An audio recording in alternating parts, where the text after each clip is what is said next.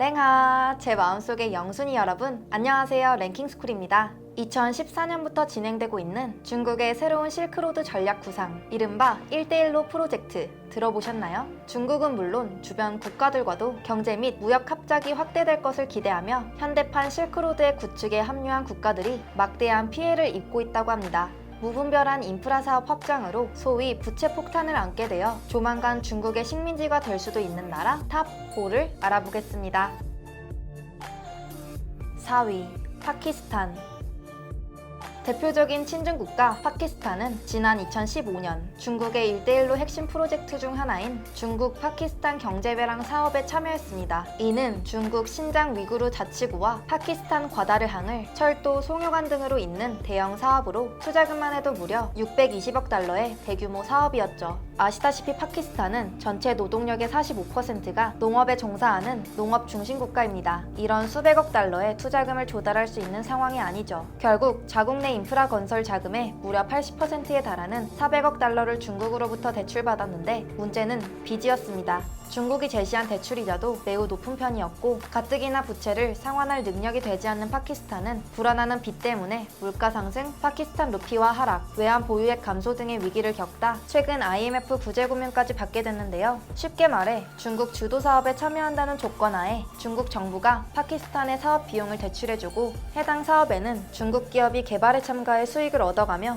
프로젝트 수행에 들인 비용은 중국이 아닌 파키스탄의 부채로 고스란히 남게 된 것이죠. 게다가 당시 고용된 건설 인력 1만 7천 명 모두 중국인으로 충원해 파키스탄이 누린 고용 효과도 전무했다고 합니다. 실속은 중국이 다 챙기고 무리한 사업 확장으로 초래된 경제 문제는 파키스탄 국민이 모두 떠안게 된 상황. 최근 분노한 파키스탄 국민들에 의해 중국 영사관 자살 폭탄 테러, 중국인 엔지니어 버스 폭탄 공격 등 중국인들을 겨냥한 반중 테러가 속출하고 있다고 합니다. 3위, 라오스. 중국의 1대1로 프로젝트로 인해 파키스탄 다음으로 부채 위험이 높은 국가의 이름을 올린 곳 바로 라오스입니다.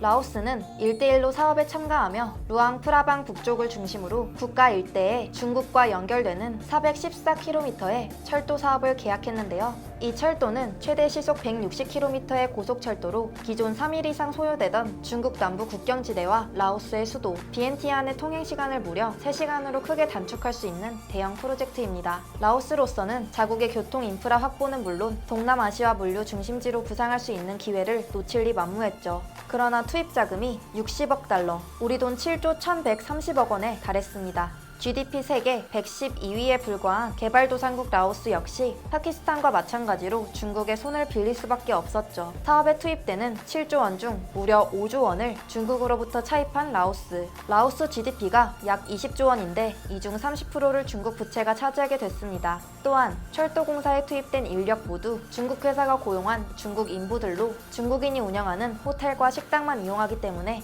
해당 철도 사업으로 라오스 현지인들에게 돌아오는 경제적 이익은 영에 수렴한다고 합니다. 중국 돈을 빌려 사업을 진행하는데 사업으로 얻어지는 수익을 중국이 다시 가져가는 역설적인 상황이죠. 이미 IMF에서는 라오스의 중국 부채 상환이 불가능할 수 있다고 경고한 바 있으며 자국에서도 라오스 내 중국의 영향력 확대와 부채의 덫에 대한 공포가 커져가고 있습니다. 여기에 2021년 해당 철도 개통 후 더욱 늘어날 중국인들의 유입으로 다양한 유적이 자리하고 있는 라오스 특성상 고대 유적지 및 생태계 파괴에 대한 우려까지 이어지는 상황입니다. 2위, 스리랑카. 중국으로부터 주권을 침해당했다며 국민들의 불만이 이어지고 있는 곳 스리랑카입니다. 중국은 이미 스리랑카에 고속도로, 공항, 항만, 철도 건설 등의 목적으로 약 80억 달러의 자금을 지원한 바 있습니다. 이로 인해 스리랑카에 무려 55억 달러의 빚을 남겼는데 이는 스리랑카 전체 대외 채무의 10%를 넘는 수준이라고 합니다.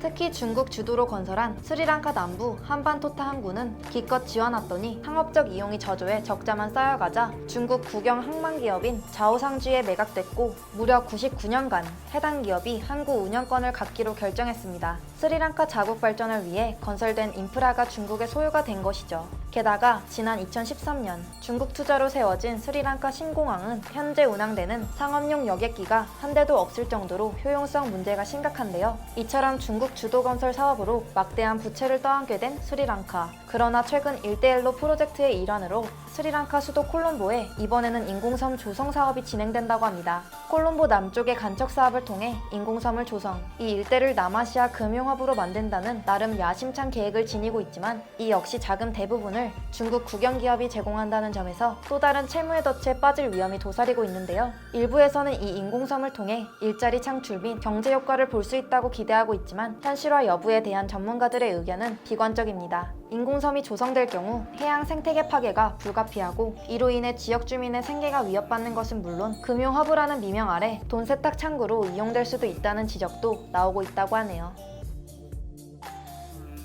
1위 몰디브. 인구 44만 명에 불과한 작은 섬나라 몰디브 역시 중국의 식민지가 될 수도 있다는 우려를 자아내고 있습니다. 몰디브 부채의 시작점은 바로 과도한 친중 정책을 펼치던 몰디브 전 대통령 압둘라 야민인데요.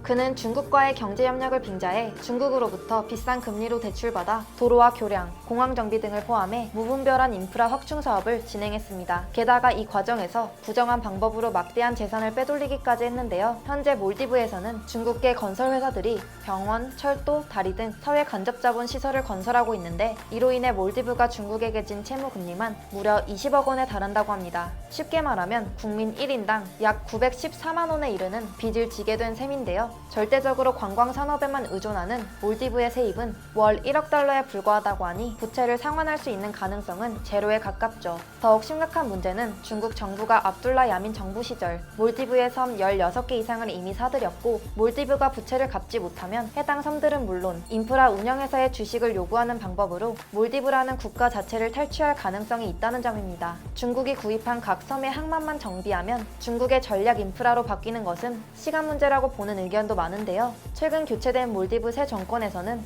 1대1로 사업이 지나치게 중국에 유리하다는 이유를 들며 일부를 취소하거나 재검토하기 시작했다고 하네요.